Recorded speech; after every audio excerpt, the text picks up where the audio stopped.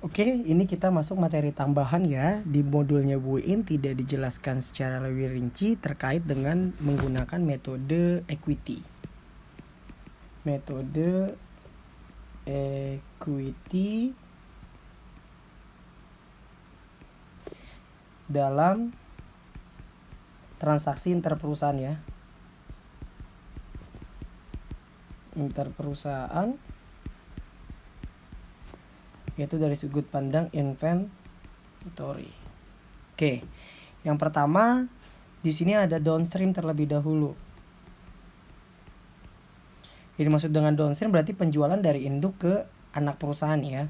Contoh misalkan pada tanggal 5 bulan 1 PTA menjual barang dagang 100.000 ke B dengan margin 20%. Diketahui pada tanggal 31 Desember barang belum terjual sebanyak 20%. Pendapatan dari B, misalkan diketahui ya, pendapatan dari B adalah, ini maksudnya laba ya, adalah misalkan 20.000. Dividen 10.000, di mana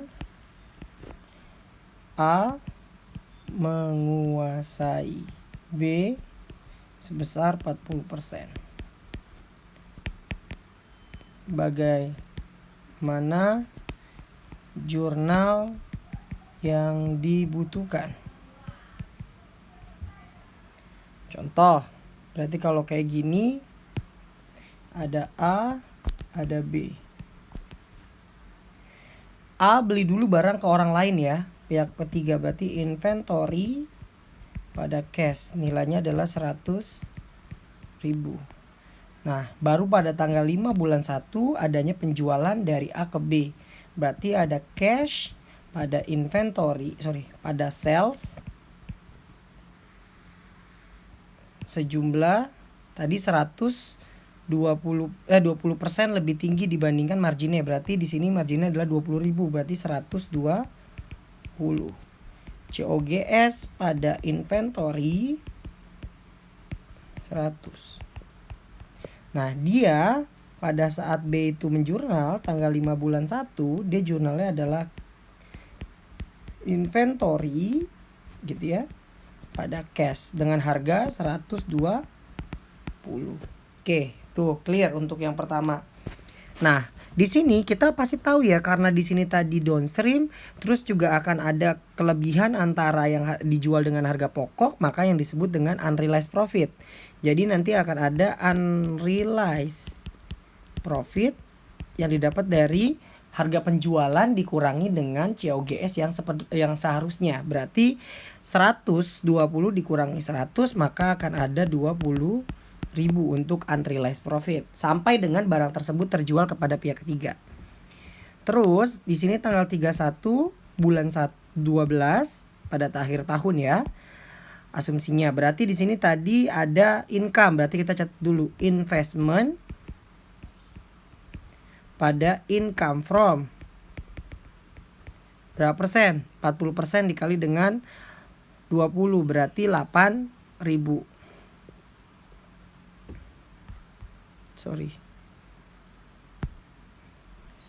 20.000 dikali 40%.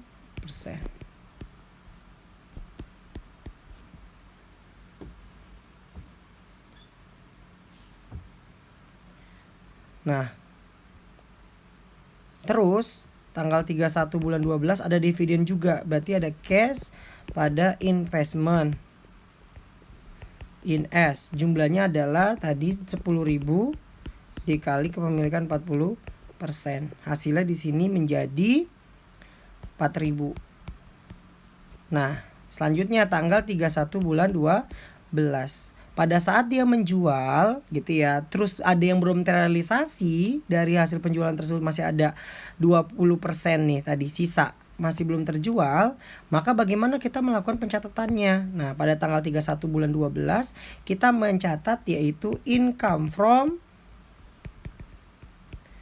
pada investment in S. Jumlahnya adalah tadi 20.000 untuk unrealized profit dikali dengan sisa barangnya 20%, maka menjadi 4.000. Nah itu, ini yang dibukukan ya. Terus bagaimana ketika nantinya terrealisasi di periode yang akan datang. Nah kalau terrealisasi di periode yang akan datang, ini harus dibalik dulu, yaitu dengan cara ini dibalik dulu. Ketika terrealisasi, maka investment ini kalau terrealisasi ya pada income from sejumlah 4.000.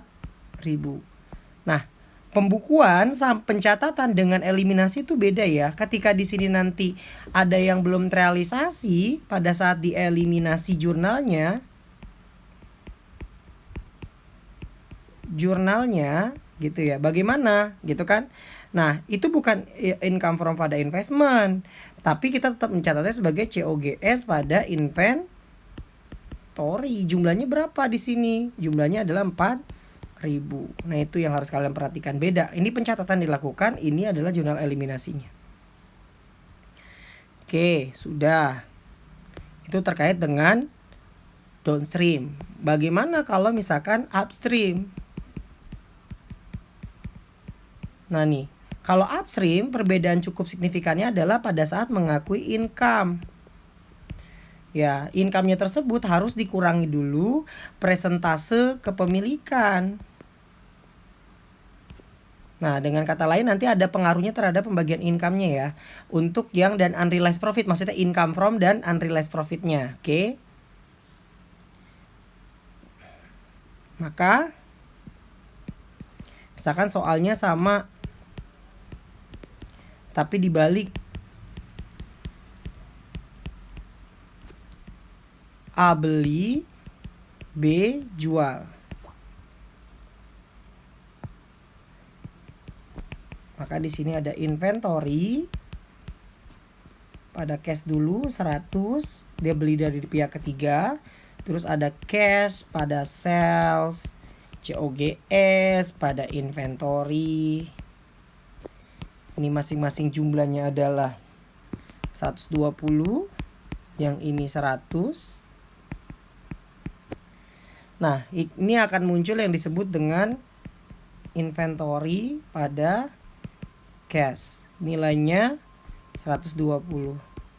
Maka nanti kan di sini ada unrealized dari profit.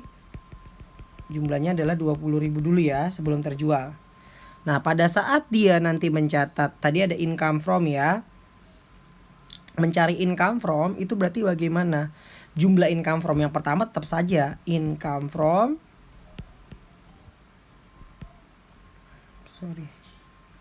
ini kita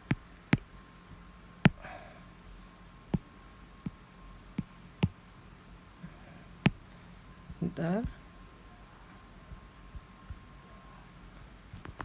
Kok ke situ ya?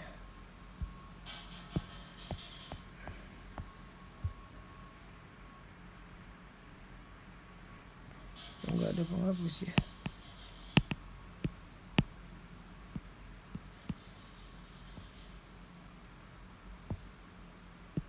Oh, ini dia. Oke, bentar.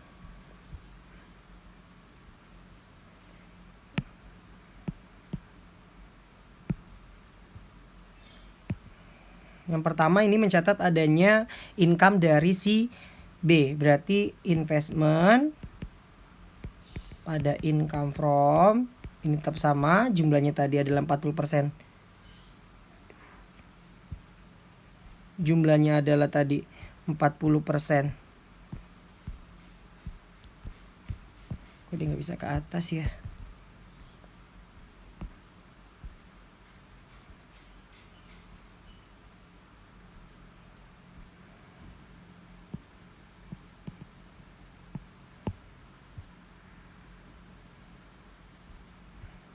Oke.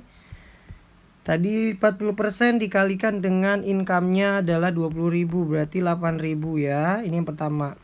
Jumlahnya adalah 8.000. Terus ada dividen, maka cash pada investment 4.000.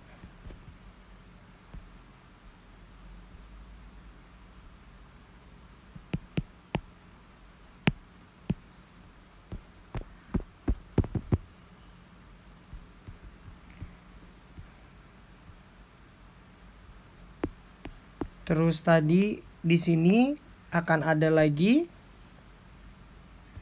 yaitu adanya, nah ini yang kita harus lihat dulu, terkait dengan perhitungan unrealized profit, beda dengan yang soal downstream. Kalau unrealized profit di sini walaupun jurnalnya sama, yaitu income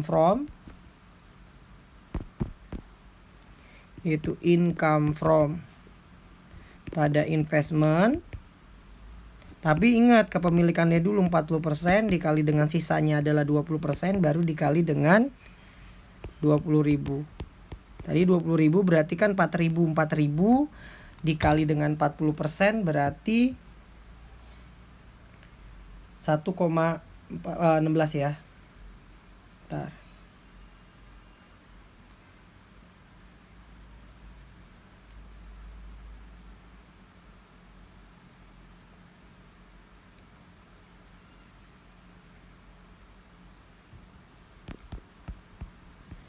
Pennya habis. Nah, 1.600. Nah, ini yang harus kalian perhatikan. Bedanya di sini ya. Pada saat nantinya ada upstream, maka kalau downstream itu tidak ada pengaruhnya. Kalau upstream itu terpengaruh pada saat kita menghitung unrealized profit tersebut. Nah, setelah tadi kita udah menghitung unrealized profitnya, berarti pada saat nanti dia terrealisasi tinggal dibalik dulu ya. Investment pada income from, jumlahnya adalah 1.600. Nah, itu yang harus kalian perhatikan pada saat kalian ada downstream dan upstream. Bedanya hanya pada saat menghitung income from-nya ya. Income from-nya kalau di sini langsung dikali dengan sisa dari laba dari barang yang tersedia. Kalau di sini dikalikan dulu dengan kepemilikan. Karena kenapa? Barang tersebut bukan milik si perusahaan, tapi barang tersebut adalah milik si anak perusahaan kalau dengan downstream. Jadi kita harus paham dulu dengan hal tersebut. Saya rasa cukup untuk tambahan materinya. Nanti kita akan bahas ketika masih ada yang ingin ditanyakan.